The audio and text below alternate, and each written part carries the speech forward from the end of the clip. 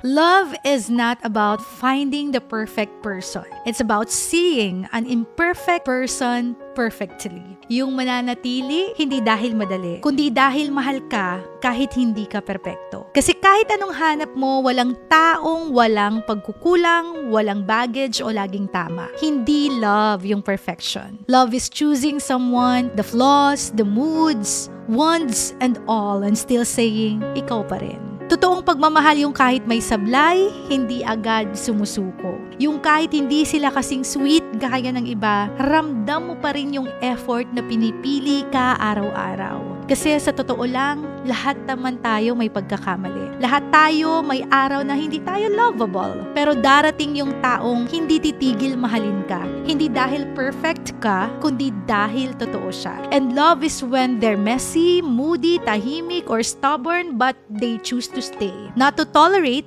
but to grow together. So no, you do not need someone who is perfect. You just need someone who is real. Yung hindi aalis pag mahirap, yung hindi lalayo pag nagbabago ang panahon.